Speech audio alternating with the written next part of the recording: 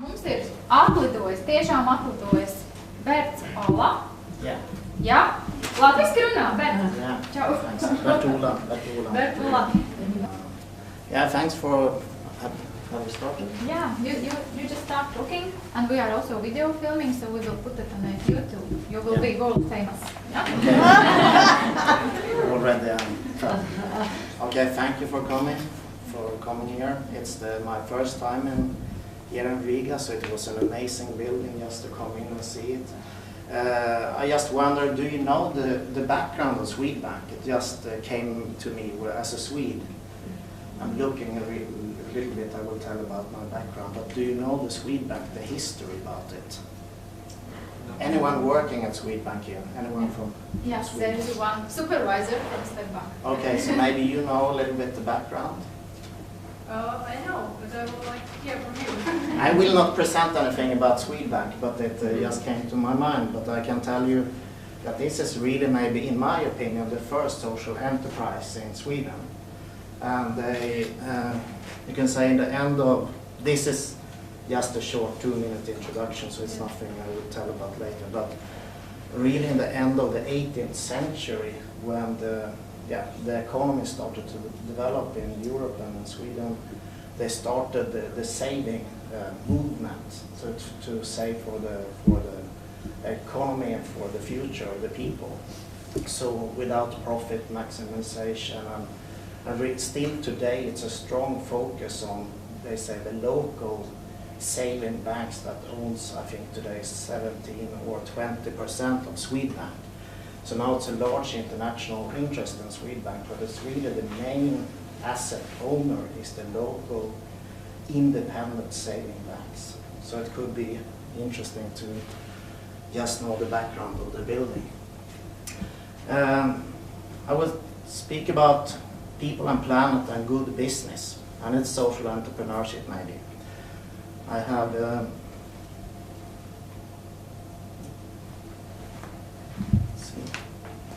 okay, the first question, is there any good business out there, and if so, what is a good business? A small question to you in the room. Well, what do you mean by good? Good as profitable or good as social, as making the world better? Yeah, could that be a good business? A socially good business? Yeah. Yeah, sure. What is good business for you other in the room? Tas, kas maina pasauli, to vidi, ko tu esi. Business that changes the world, the environment you are in. So what could be a good deed to do as a business? To help people to get a better life. Better life, any other? Added value to the products or service. Okay. Make something new, something that hasn't been done before. Okay. Making something new opportunities. Improve already existing business, or just Improve. In what sense improve? in sense of whatever, like this would, we had example from a company that they are working and that they are looking at new ways and help also the people. It could be social, but it could be just themselves. Okay, it's always interesting to hear. I try it from time to time. This is what I will tell, short background about myself, my interpretation of what's going on now. I don't know what you have been speaking about before, but I will take a little bit and maybe it's some overlap, but hopefully not too much. I will provide with some social entrepreneurship examples that I think could be relevant for you. I also like the cases. They are a combination of social innovation and social entrepreneurship, and I also will provide some links that you can go to later, and I hope you will send out the presentation so you don't need to take the notes. Also some reflections about past and future, what I have come to experience over the 10 years I have been in this field, so maybe some help for you and maybe point to some directions. Here's me right now. I was there in San Francisco 3 weeks ago at the biggest investment conference here It's called Social Capital Markets. I'm still making my PhD at School of Business in Gothenburg since almost 10 years now, and I look at local economy, and it seems that I never end. But I really look at how do you develop local economy. And over time I came to see like this responsibility, the CSR approach, that says how do businesses support, or if they not support, local economy. I have worked quite a lot with a branch organization in West Sweden called CSR West Sweden, which is a public-private partnership for supporting local and regional development. And my biggest passion right now is something called Living Bridges Planet, and if I have time I will show you in the end. It's a learning and action platform in the digital innovation space. Also, as I said, I'm helping social capital markets in how they can build a space in Scandinavia for investment. Also at some advisory board for some social enterprises called All-Win, which is supporting the environment, and another one called Fair Sex. Fair Sex. Could it be, what could a company about fair sex be? Gender equality? Yeah, it's about trafficking, and they make stockings, and they try to improve the, make sex in a fun way. That's the approach. It's quite interesting. Also, Funny condoms. yeah, by the way. So you can do all sorts of stuff in social enterprise. I'm also part of Helsinki Sustainability Center. And what are you doing in this Helsinki Sustainability Center? I'm in the advisory board with Mika Outman that started, and Tarja Hallonen is his chairman. But I look at social change, so that's my role in it. Social entrepreneurship, impact investing. How do you start to invest in this? And here is my interpretation of what's going on. There is like a social wave out there. You have the social media, social innovation, social capital, social business, social investment, social change, and probably many more. And there are also some kind of expressions of this social change. You have the new concept, you have social currencies, alternative currencies, creative commons, maybe you have heard about that. You have the new arenas like Burning Man, where creative economy and entrepreneurs meet. Yellow Week, that I maybe have time to go into in the end. You have new innovation spaces like Dreamicon Valley outside Vienna for social entrepreneurs. You have the hub, I heard you had a presentation about, or the impact hub, I think it's today. And Lena today is present here. Yeah, so I put it, okay, great. And I know you do a fantastic work. You're from London, the Westminster. Yeah. And also you have Ontario State, which is the biggest innovation system in North America today, with 14 million people, 10 regional innovation hubs. They invest a lot of educational apps with mobile phone, really systematic approach. Also you have the new market like social capital market, Sustainatopia, which is in Miami. You have Rebuild 21 in Copenhagen. And that's conferences, events, since we don't have a market, we don't have an exchange in traditional way, we have created this.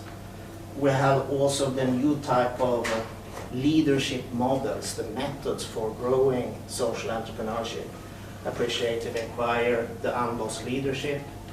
We have new type of valuation system and metrics. And we have the new frameworks with the B-Labs that you might have heard about, how you can register and how you can certificate good business or social enterprise. New metric system, and you have a whole bunch of new exchanges developing basically while we are sitting here. So all of this is building like the new social wave, and it's happening now while we are here. And here, just you can't see it, but I took out a few platforms that you can say are supporting this movement, social enterprises platforms. And why these changes? We have the system problems, health, social tech, financial system. And there is a whole new operating logic in this society that needs to deal with the complex world we are living in. So the institutions like the banks or the state or the municipalities, they have difficult to deal with all these changes. So we need to build some kind of new infrastructure, and that's where social entrepreneurs and social innovation come into place. Just a model here, maybe you have heard it, as I see it. The main difference is that you start with the challenge or the problem. And the social enterprise, the business model, try to solve it, and you have a large, probably more ecological and social value as an outcome, since you concentrate that in the motive.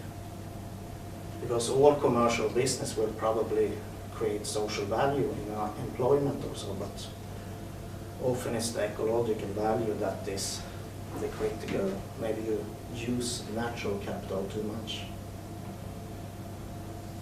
Yeah, the Swedish case, probably the same challenges as in Norway or here. We speak about an aging population all the time, the health, the exclusion issue. I was at a seminar yesterday, that was difficult to be here in the morning. And we have the whole North Sweden, if you know the landscape.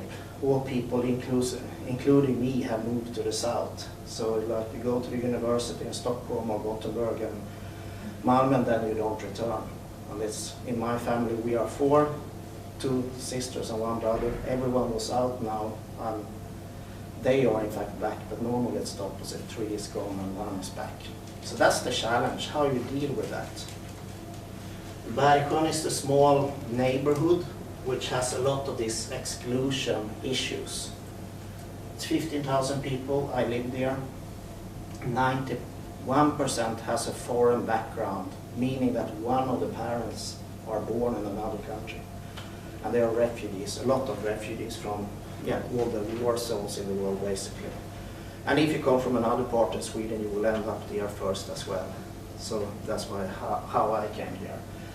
We have 50–60% unemployment. You can say there are so many challenges to just come and enter the society.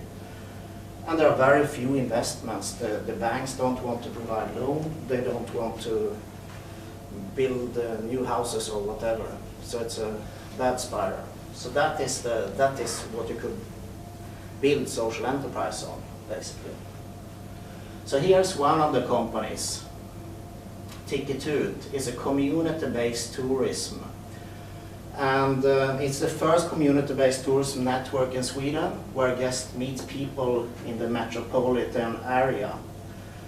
And so in this area you have, for example, 7 clans of Somali people that are almost impossible to get into the labor market.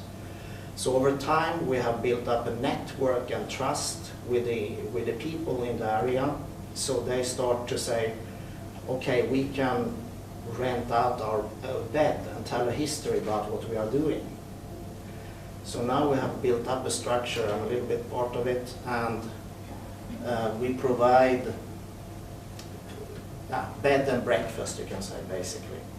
And in that way, tourists that come to Gothenburg and want a little bit more, they can get to learn these people are totally excluded, and you get a small income as well. So that is maybe some, I don't know if it could be relevant for you here to build it, but it could be an idea. And we do a lot of activities together here. We, for example, since the democracy is broke in this sense as well, because no one goes to the election. So it's the politics and the people are divided. So it's nothing between there. They don't live there, the politicians or so. So it's very difficult. So we try to do things together, co-production. So we made a new program in May, for example, with new activities, tourist products. And the whole enterprise itself is a social enterprise, a non-profit. That is how we try to bring all actors together and make products of it. This is a startup, but it's really one of the biggest challenges in the Nordic countries to discuss today.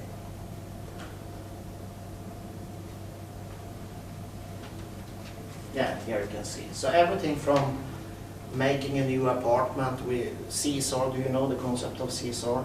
Corporate social responsibility. So for example, we have a housing company, big housing company. They provided an apartment, there are 2 apartments that we together, volunteers, have renovated. In that sense also you get engagement around it. Here's another challenge, North Sweden, small village at the Arctic Circle in Sweden. 800 people, they have an explosion of ideas that they have taken into action. It's a really amazing village. They created 60 companies, 5 village-owned companies, 40 non-profit in this space. And that's the only chance they have to survive, basically. They just 2 weeks ago was awarded Europe's prize or nomination for Local Economy World Responsible Tourism Awards.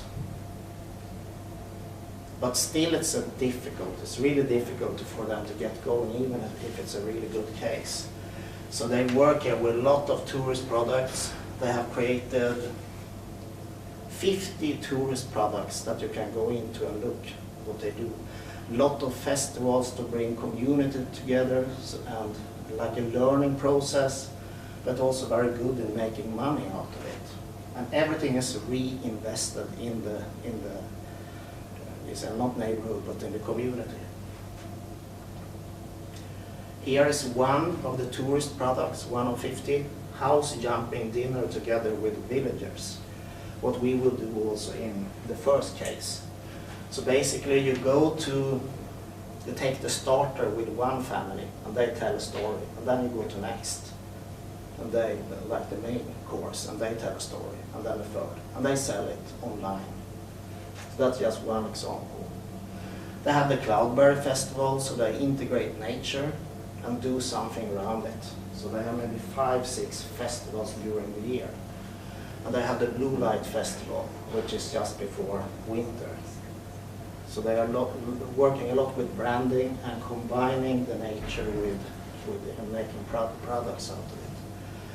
Here was the last thing they made last year, Guinness World Record, making lanterns, 2,651, and try to spread it on Facebook and social media to get it out. And one of the biggest assets that they lack is the youth, the younger generation. So this is a new product, or it will probably be a new product, I guess. But they started in August, so it's still not up and running fully. But they will also build on the same principle and take out new products and go into the wider model. Also took another from Africa that I think could be interesting to look. So not the Swedish case, but in general, if you go to social enterprise in India or Latin America or Asia, it's a large lack of infrastructure. And I maybe been told about it, but the access for information for farmers or for local economies to technology and to information. So there are a lot of platforms and social enterprises developing right now. This is FarmerWheel, one of the most famous. The problem is that there's a high transaction cost. They don't find information, lower farmer yield, lower income, and so forth. You can make a list very long.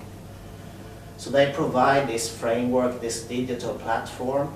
It's a startup, but it's running pretty well now. They have a large income, but bigger costs still.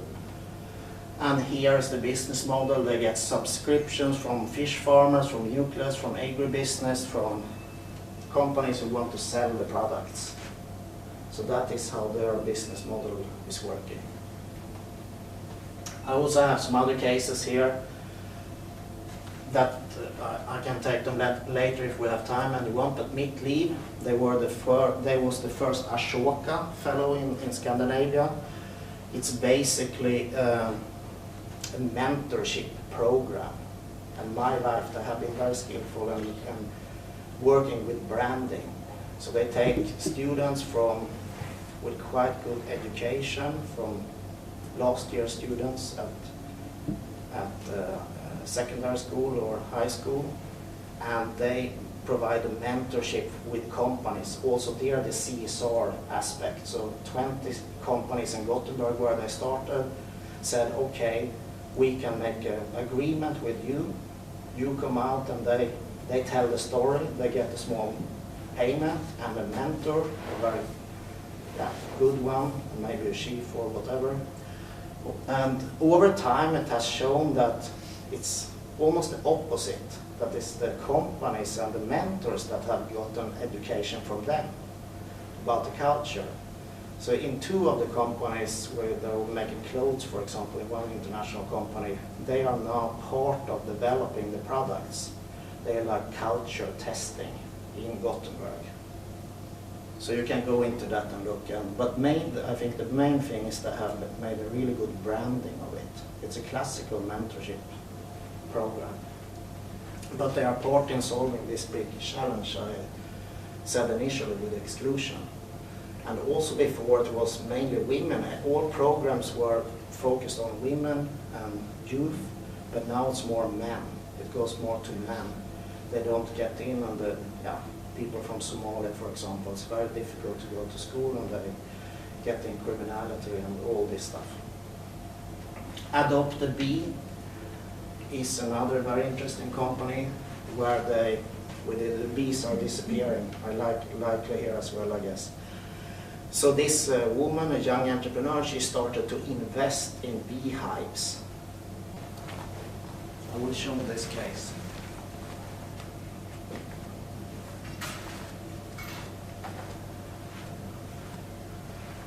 It's probably the most successful social enterprise so far. And you can have it there. You can go in and look later, but they have today 300 employees. They are running profitable, very good. The business idea is to collect used books. And in US there are a lot of waste that will be waste from universities or college. And the business idea is to collect them and to be part in solving illiteracy in Africa and different places, not all over the world, but in different places. And when you buy, so they provide the logistics basically and sell it through technological platforms, Amazons and other platforms. And you buy this for a few dollars and then you donate 15 cents, I think, today to a program or to an organization that is working with illiteracy. And the metrics they use, the model, is to look at do the youth at 12 years of age getting improvement in reading and so forth. So they have a very clear metrics around it. They don't use social return on investment and all this concept. They have 1, 2, 3 indicators and then focus on what they are doing. And here we come back to the values again. They are very good at this. So you see there, it's ticking 130 million books reused. And they have almost $15 million that are donated. For this small part you buy it. That's one illustration of how they visualize the values. And the underlying business is creating enough money in the business model. And when you speak with the owners and they who founded the company, they said the more transparent they could make the benefits of the stakeholders, the more they could earn. So that's a takeaway. It's not the competitive. And you go back to this, the closed model that still today, the old society, the competitive work, and there you don't want to be transparent. Social enterprise is very much about sharing and opening up. And the more you can be open and transparent, like a social bank, for example, the more you can maybe benefit there and make a small profit. Yeah.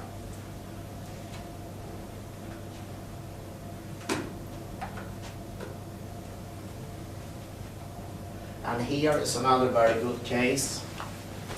Blue Ventures in Madagascar, who is trying to solve one of the biggest challenges on the earth today. If you listen to Stockholm last week when the climate report was given, the coral reefs how can you conserve the coral reefs? And I don't go into the case, but go there and look and how they integrate different values. They have made ecotourism. You can go there as a tourist. You support the fishermen, local who conserve the coral reefs, and you dive for critical information for science and so forth. And they make it in a fun way to provide a lot of values back as well. And here I think a little bit about the future. Build local wealth and assets. Maybe it feels natural, but it's really building like the cases I gave you here initially with Bollerim in North Sweden, or if it was the neighborhood, the Tikitut, the community-based network, or if it's Blue Venture that I just said. They are focusing on the local conditions and try to work together there for building this more holistic thinking. How can you create a more sustainable environment? Another is add more value than you extract. And that has been the main problem right now, that you're overusing the natural capital and you dump it to all over. So how can you as a social enterprise, go in social entrepreneur, make some business that will build something bigger than you are, like a company? That's critical, I think. That mindset to go in. Here I'm trying to solve this challenge. I will add more value than I take out from it, like a principle. And share risk and return amongst the investor entrepreneur communities. That's, of course, you need to have fair. And that's a dialogue, the communication once more. You need to have a big communication. It's not maximizing of shareholder value. Just look at the profits and the rest of the stakeholders get there. It's more like an open dialogue. You have a new financial vehicle called fair shared value model. That is the model in impact investing, in social investment, where they try to benefit all stakeholders in an interesting way. I can give you the link. And involve the communities in design, like we try to do in this ticket, together with the volunteers, together with the politicians, if possible. They always come the last day, or if they show up at all. But do it together with the stakeholders. Build the house together with them or something. Then you get engagement. So follow these principles. Also, what you could, I think, would be a lot about the future is the data that I showed you from Africa. If you want to start a social enterprise, and if you're at the university, go into data. It's to make it more effective, the economies. Especially if you want to be in the international market, or Africa or India. How do you construct the road the last 10 kilometers? Or how do you do the mobile technology to work out there? The infrastructure is not the same. So that type, if you want to go to the international market.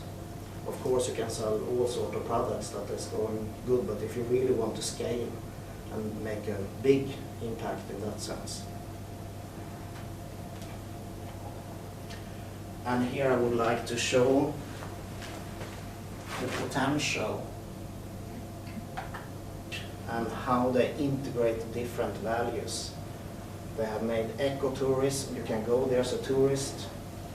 You support the fishermen, local who conserve the coral reefs, and you dive for critical information for science and so forth. And they make it in a fun way to provide a lot of values back as well. And here I think a little bit about the future. Build local wealth and assets.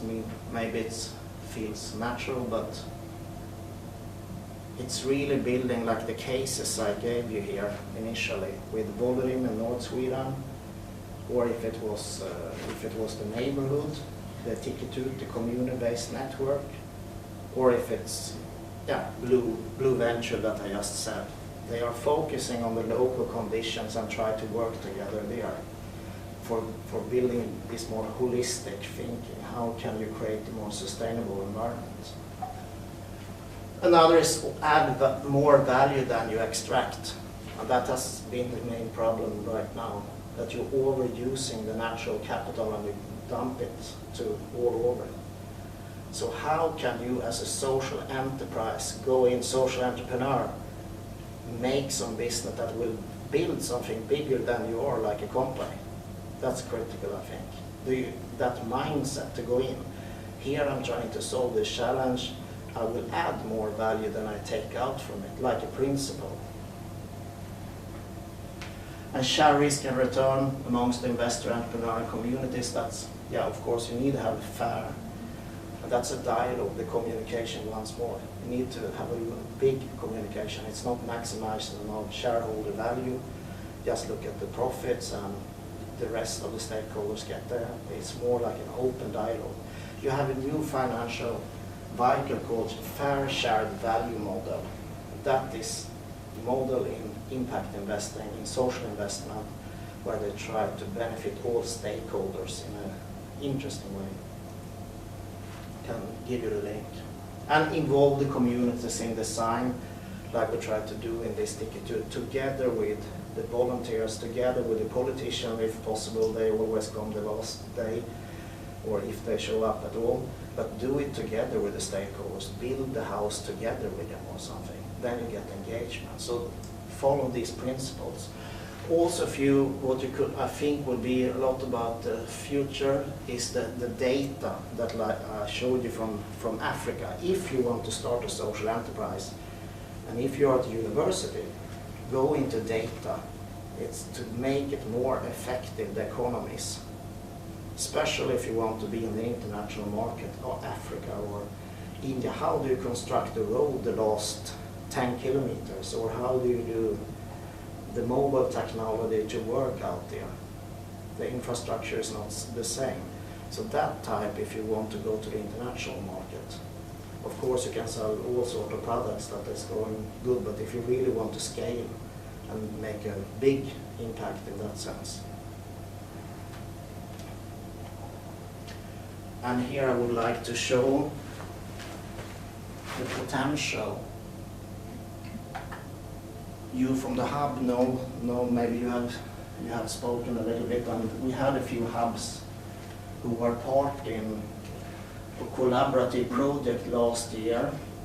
We do it every year, the third week in January, where we celebrate local challenges together. And then we make it on a Google map. So here, if you scroll down, you see from number 1 to 2, 3, 4, 5, and you can click into each of these co-working places.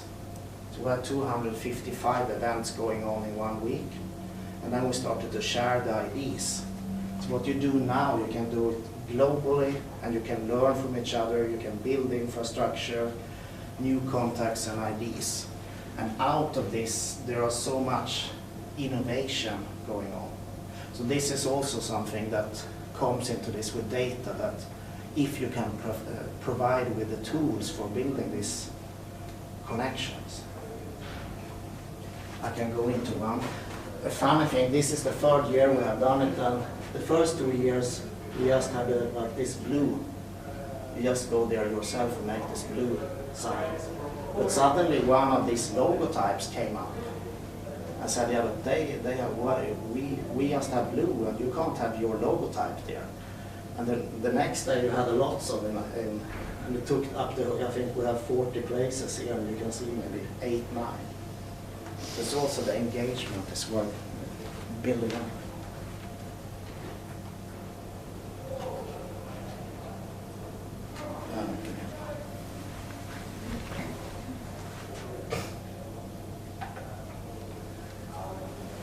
Also 2 types of companies that is built on community. Here is Edge Riders. That's part of the trend as well. It's entrepreneurs from Atalanta, social entrepreneurs, tech entrepreneurs that wanted to go out around the world and really get innovation going. So now they are starting a trip in Asia that will start on the 1st of November to 14th, where they bring entrepreneurs, they go into Seoul and they go into different places, will end up in Norway. So they're like a living innovation system. And around that, they also start startups, new idea development, and so forth. So this is part of the trend that is happening right now.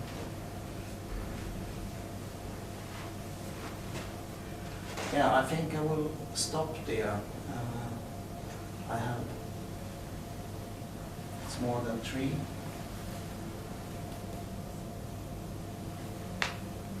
Yeah, I can't click them here.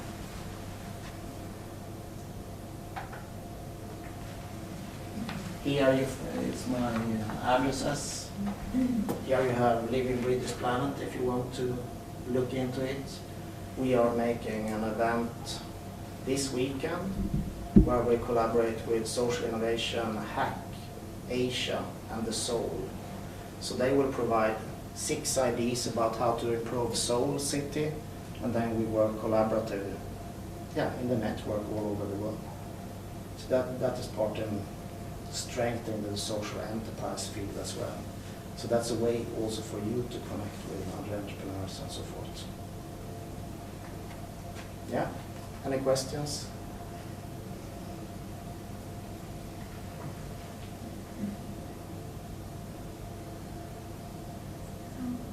No question. Nekādi jautājumi, varbūt latviski kādi jautājumi? Bert Ola. Visi linki, viss būs mājaslapā, viņa prezentācijās, varat paši iet tur, googlēt, meklēt, jā, varbūt kaut kas noderēs turpmākai dzīvē, jā? Bert, have you finished? Yeah. Yeah? That's the last slide. Yeah, that's the last slide. Okay, we would like to say thank you